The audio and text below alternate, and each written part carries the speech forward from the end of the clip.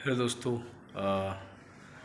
यहाँ पे आपके सामने जो डायग्राम दिख रहा है वो प्रोक्रियोटिक सेल का या बैक्टीरियल सेल का डायग्राम है। ठीक है, बैक्टीरियल सेल के डायग्राम में अगर थोड़ा मैं इसको ध्यान से दिखाऊं तो आपको क्लियरली देखने को मिल रहा है कि सबसे पहले अगर आ जाएं तो इसके पास देखो 3 लेयर देखने को मिल रही होंगी। 3 लेयर कौन सी है सर? एक ये कैप्सूल की लेयर है, सबसे बाहर की लेयर दिख रही होगी। फिर उसके बाद ये आपकी बीच वाली लेयर ये है सेल वॉल की लेयर। फिर उसके बाद सेल मेम्ब्रेन की लेयर। कैप्सूल की लेयर जो होती है अगर वो सॉलिड है तो उसको कैप्सूल बोलते हैं, अगर थोड़ा स्लाइमी या यू कैन से फ्लूइड वाली है तो स्लाइम लेयर।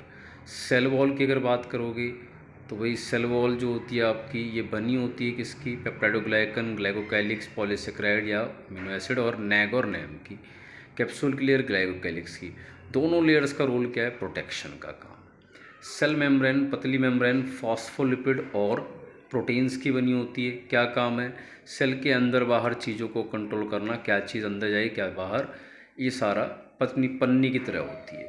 फिर इसके देखो डीएनए इसके पास आपको, और देखिए 2 तरह के लिखे हुए हैं मैंने। एक जगह लिखा हुआ है न्यूक्लियोइड या न्यूक्लियर डीएनए, दूसरी जगह लिखा हुआ है मैंने प्लाज्मिड डीएनए। क्लियर बात है? आपको सामने दिखाई दे रहा है प्लाज्मिड डीएनए। ठीक है, अब समझिए देखो इसको कि भाई आपका what is the role of this DNA. पहले न्यूक्लियर डीएनए की बात करेंगे। न्यूक्लियर वाला डीएनए क्या करता है सर? न्यूक्लियर डीएनए जो होता है वो क्या रोल प्ले करता है? वो आपका मेन डीएनए होता है, डबल स्ट्रैंडेड सर्कुलर डीएनए होता है, पूरी सेल में साइटोप्लाज्म में घूम प्रेजेंट होता है, इसीलिए इसको स्कैटर्ड फॉर्म में है, इसीलिए इसको न्यूक्लियोइड बोलते हैं। और मेन डीएनए सारे जीन मेनली मेटाबॉलिज्म के इसी के पास है। फिर आ जाइए, आते हैं प्लाज्मिड डीएनए के ऊपर। प्लाज्मिड डीएनए क्योंकि न्यूक्लियर डीएनए के अलावा है तो इसको लिखते हैं एक्स्ट्रा न्यूक्लियर डीएनए, और यू कैन से इसको हम लोग लिख सकते हैं एक्स्ट्रा क्रोमोसोमल डीएनए। ठीक है, क्या रोल होता है इस डीएनए का सर? प्लाज्मिड डीएनए का रोल होता है अपने पास, अगर हम लोग थोड़ी सी बात करें तो what is the role of this plasmid DNA. Plasmid DNA का क्या रोल होता है सर? प्लाज्मिड डीएनए का अपने पास रोल क्या होता है? ये वाला प्लाज्मिड डीएनए, प्लाज्मिड डीएनए का अपने पास रोल होता है कि सर जो भी एंटीबायोटिक होते हैं वो केमिकल जो बैक्टीरिया को मारने का काम करते हैं, उसके लिए डिफेंस बनाने के लिए प्रोटीन चाहिए। तो प्रोटीन या एंजाइम के लिए जो जीन प्रेजेंट होते हैं वो इसके ऊपर होते हैं, एंटीबायोटिक रेजिस्टेंट जीन बोलते हैं जो यहाँ प्रेजेंट है। और जो ये एंटीबायोटिक रेजिस्टेंट जीन है ये बैक्टीरिया को एंटीबायोटिक वो केमिकल जिसको हम मारने के लिए उसको यूज़ करते हैं उससे बचाने का काम करते हैं। तो only this DNA has role या has only gene that is called as antibiotic resistant gene. ठीक है, और ये डीएनए भी आपका डबल स्ट्रैंडेड सर्कुलर डीएनए होता है। प्लाज्मिड डीएनए और ये जो अपने पास न्यूक्लियर डीएनए है, what is the role? Plasmid और न्यूक्लियर डीएनए का रोल आपको पता लग गया। दोनों के बारे में एक बात और, दोनों सेल्फ रेप्लिकेटिंग डीएनए, अपनी कॉपी खुद बना लेंगे।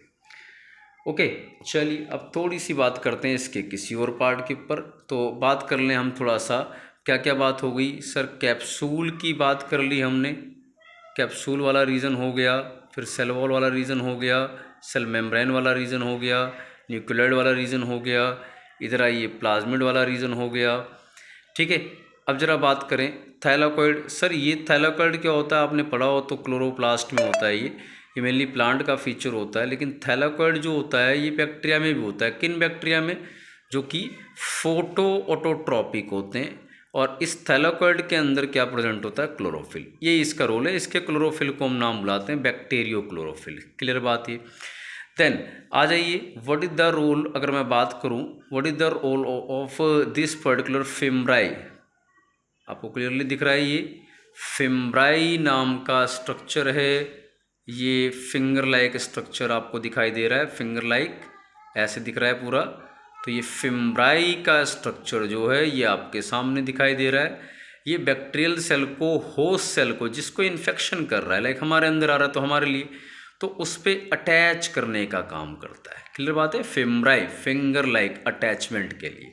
डन इन्फेक्शन, मतलब जो बैक्टीरिया पैरासिटिक होगा उसी में प्रेजेंट है, नॉन पैरासिटिक में नहीं प्रेजेंट होगा। ठीक है भाई। अब साइटोप्लाज्म तो आपको पता ही क्या होता है, पूरा फ्लूइड जैसा कंटेंट होता है, उसी में ये सब कुछ प्रेजेंट है। अगली बात कि भाई देखो एक चीज़ बता दूं, प्रोक्रियोटिक सेल का, बैक्टीरियल सेल का फीचर होता है इनके पास किसी तरह का मेम्ब्रेन बाउंड ऑर्गेनेल नहीं होती, इसलिए माइटोकॉन्ड्रिया जैसा कुछ नहीं है। तो माइटोकॉन्ड्रिया की जगह क्या है सर, ये पर्पल वाला पार्ट दिख रहा है आपको, जिसको यहाँ पे मैं कहूँ मीजोजोम। मीजोजोम का स्ट्रक्चर होता है क्या है सर, प्रोक्रियोटिक सेल में mesosome is acting as mitochondria, power house of the cell. ठीक है, और मतलब मीजोजोम में ही सारा रेस्पिरेशन का प्रोसेस होगा, यहीं सारा का सारा एटीपी बनेगा, पावर हाउस इसीलिए बोल रहे हैं। साथ में मीजोजोम में ही जितने एंजाइम प्रोटीन्स की रिक्वायरमेंट है, for what, for DNA replication, cell wall formation, cell division, सब कुछ एंजाइम किस में बनने वाला है, इस मीजोजोम के अंदर। ठीक है भाई, मीजोजोम के अंदर बात हो रही है। तो उसके बाद फिर आता है अपने पास sir what is the role of this particular flagella.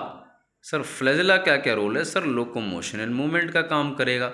ठीक है, 1 2 3 कुछ भी हो सकते हैं नंबर में, पर लिमिटेड होते हैं नंबर में। Then what are the role of inclusion bodies. Sir ये जो इंक्लूजन बॉडीज़ आपने वाइट में दिखा रखे हैं, क्या रोल होता है सर इनका, इंक्लूजन बॉडीज़ का क्या रोल है सर, ये स्टोरेज ऑफ फूड करती हैं।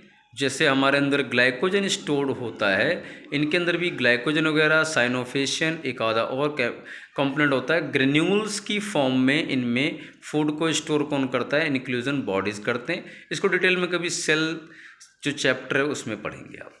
आगे आइए अगली बात करते हैं, what is the role of, you can say that is, क्या बचा अपने पास, आई थिंक हमने सब क्लियर किया। फिम्ब्राई का रोल हो गया, थाइलाकॉइड हो गया, मीजोजोम हो गया, साइटोप्लाज्म हो गया, प्लाज्मिड डीएनए हो गया, फ्लैजेला हो गया, न्यूक्लियर डीएनए हो गया, सेल मेम्ब्रेन हुआ, सेल वॉल हुआ, कैप्सूल हुआ, इंक्लूजन बॉडी हुआ, राइबोसोम।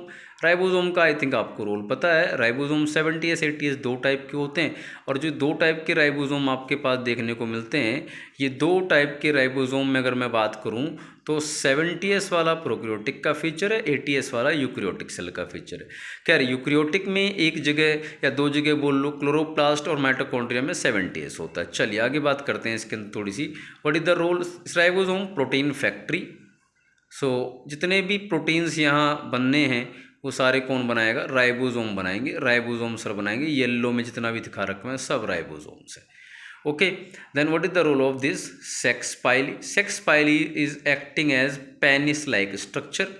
जब ये रिप्रोडक्शन करते हैं कौन, बैक्टीरिया, जब बैक्टीरिया रिप्रोडक्शन करते हैं उस दौरान सेक्स पाइली का ही रोल होता है, और इसी के थ्रू इनका जेनेटिक मटेरियल, इधर प्लाज्मिड या कोई भी, इनका जेनेटिक मटेरियल एक बैक्टीरिया से दूसरे बैक्टीरिया में जाता है। तो सेक्सुअल रिप्रोडक्शन में डीएनए ट्रांसफ़र करने में रोल होता है इनका, जैसे पेनिस होता है स्पर्म या सीमेन ट्रांसपोर्ट करने में।